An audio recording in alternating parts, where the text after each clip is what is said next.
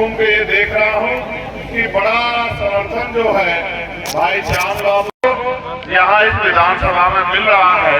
और इस समर्थन की वजह से बड़े बड़े धन्ना सेठों के, पैसे वालों के, तानाशाह के, गुंडागर्दी करने वालों के पैरों तले की जमीन सरक रही है। मैं ये जानता हूँ कि जिस तरह का भाईचारा आप लोगों ने बनाने का काम किया है, जिस तरह से आपने ये मन पक्का किया है कि हमें अपने बीच के अपने साथी, अपने भाई, क्षेत्रीय प्रत्याशी भाई हाजी चांद बाबू को मौका देके उनको ताकत देनी है, वो काबिल तारीफ है। मैं बहुत लंबी चौड़ी आपसे तकरीर आज नहीं करना चाहता हूँ, क्योंकि अभी भी कई कार्यक्रम बाकी, लोग इंतजार कर रहे हैं। मुझे आपके यहाँ भी जल्दी आना था, लेकिन रास्ते में गंगा स्नान की वजह से जो पूरा रास्ता बंद हुआ है, उसकी वजह से आने में समय लग गया।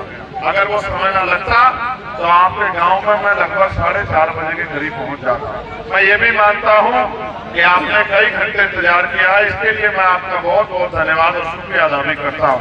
हमारे साथियों, जिस तरह से एक बड़ी सुंदर माला आप लोगों ने हमें पहनाई, उससे हमारा मान बढ़ाने का काम किया और सम्मान के तौर पर गुलदस्ते देने का काम किया।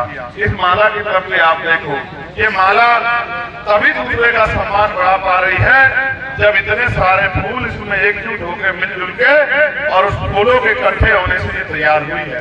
उसी तरह से जिस तरह का भाईचारा आप लोगों ने बनाया है, इसी से ताकत बनेगी और वो ताकत आपका और आने वाली पीढ़ियों का मुस्तकबिल तय करेगी। आज उत्तर प्रदेश में गुंडागर्दी की सरकार चल रही है, आज उत्तर प्रदेश में बुलडोजर की सरकार चल रही है, आज उत्तर प्रदेश में जालिमों के को ताकत देने की और कमजोरों को, मजलूमों को सताने वालों की सरकार चल रही है।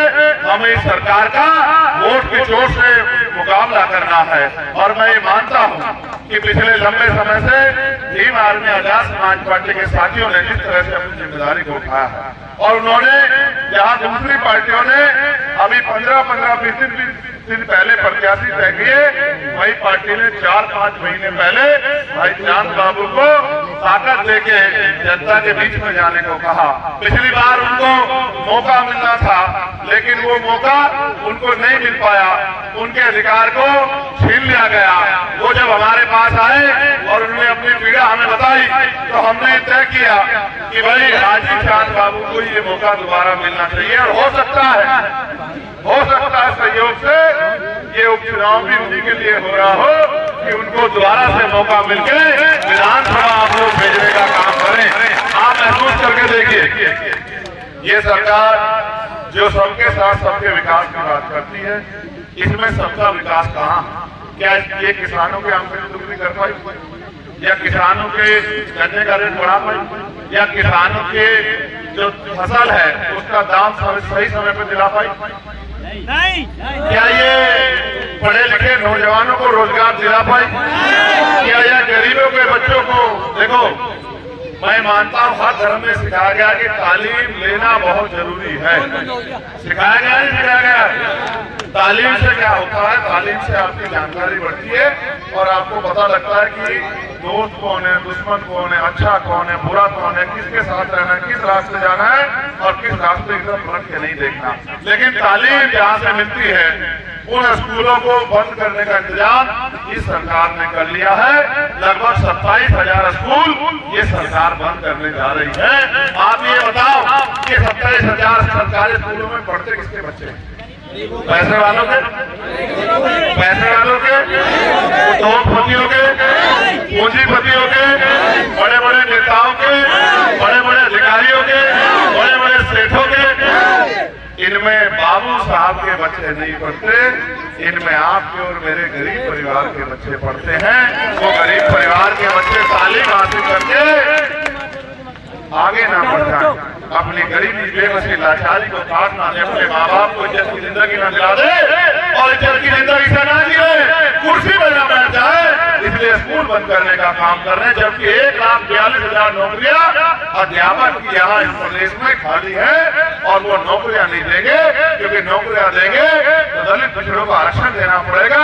1,42,000 में से लगभग 70,000 नौकरियां दलित पिछड़े वर्ग के लोगों के घरों में आएंगी।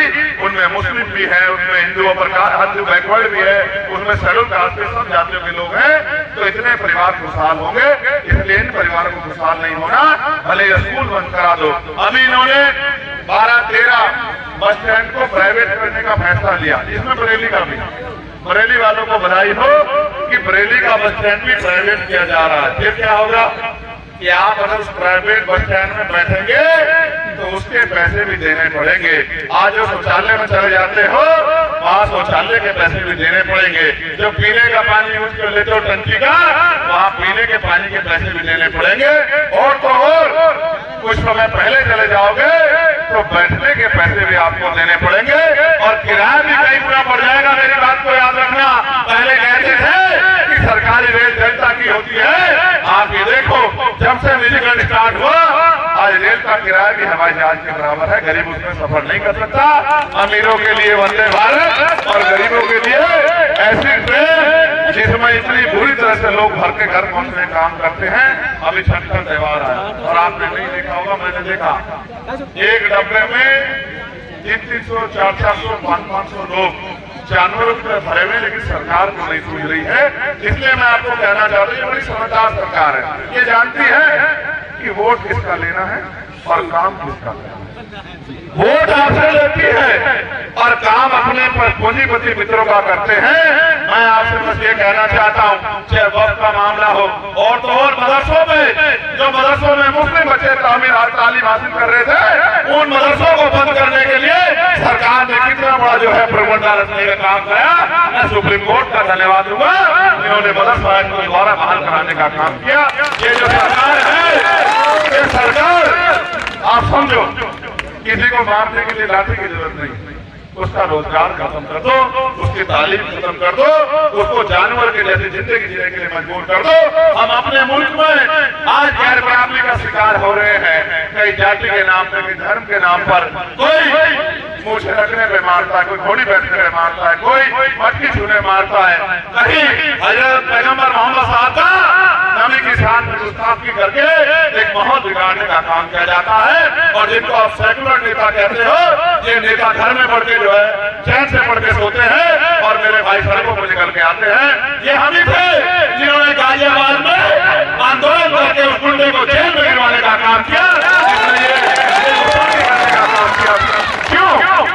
मैंने अपने लोगों से भी कहा, मैंने तमाम आलिमों से भी कहा कि इनसे कह दो सड़क पर आए, अभी चंद्रशेखर आजाद है, जैसे पार्लियामेंट चलेगी इस सरकार की नींव मिला के हम लोग रख देंगे। हम सवाल पूछेंगे ये क्यों हो रहा है। लेकिन साथियों, मैं पार्लियामेंट में तो सवाल पूछ लूंगा, लेकिन असेंबली में मुख्यमंत्री योगी आदित्यनाथ से हाथ से हाथ मिला के कौन पूछेगा? वहां तो मैं नहीं हूँ, वहां मेरी गैर मौजूदगी हो, उससे हाथ से हाथ मिला के कौन पूछेगा कि भाई हमारे बच्चों का भविष्य बर्बाद कर रहे हो, हम ऐसे छोड़ने वाले नहीं हैं। हम सड़क से लेके और असेंबली तक हिल से लेकर सरकार की बजाने का काम करेंगे। अगर ये हमारे बच्चों की नौकरी रोजगार छीनने का काम करेंगे, मेरा विश्वास है बहुत सारी पार्टियां यहाँ है, किसी को बुरा नहीं, किसी के 100 MLA हैं, किसी के 30 सांसद है, 40 सांसद है, मैं एक सांसद हूँ। और हमारे नेता निजाम चौधरी जी यहाँ बैठे हुए, सलीम साहब हमारे नेता प्रभारी यहाँ के बैठे हुए हैं और ये जानते हैं पहले दिन से पार्लियामेंट में जिस तरह से मैंने आवाज उठाई है, पिछले लंबे इतिहास में कोई ऐसा आदमी नहीं हुआ होगा जिसने इतने कम समय में हर आदमी के मुद्दे को उठाने का काम किया और सरकार से जवाब मांगने का काम किया, सरकार को झुकाने का काम किया। तो कुछ लोगों के लिए साथियों राजनीतिक व्यापार की पैसा लगाना है, पैसा कमाना सच भी है, पैसा खर्च करते हैं फिर पैसा कमाते हैं। इस राजनीति से गरीबों का भला नहीं हो सकता है। गरीबों को अगर अपना भला करना है तो उन्हें अपने बीच के व्यक्ति को जिस पर भरोसा करते हैं उसको ताकत देनी पड़ेगी। जिस तरह नगीना के लोगों का मैं धन्यवाद करूंगा, उन्होंने मुझे ताकत दी। आप भी हाजी चांद बाबू को ताकत देके मेरे इस बहादुर भाई को असेंबली में भेज के इस गुंडागर्दी वाली सरकार से अपने साथ होने वाले जुर्म का हिसाब मांग सकते हो।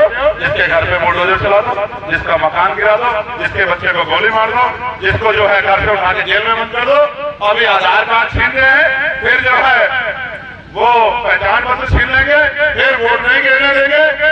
तुम तो कह रहे हो तुमने बहुत काम किया, तुम तो कह रहे हो सबका साथ हिंदू का विकास कर रहे हैं। अगर हिम्मत है मुख्यमंत्री जी तो फिर चुनाव कराकर देखो, अगर आपकी जमानत जब्त नहीं हो गई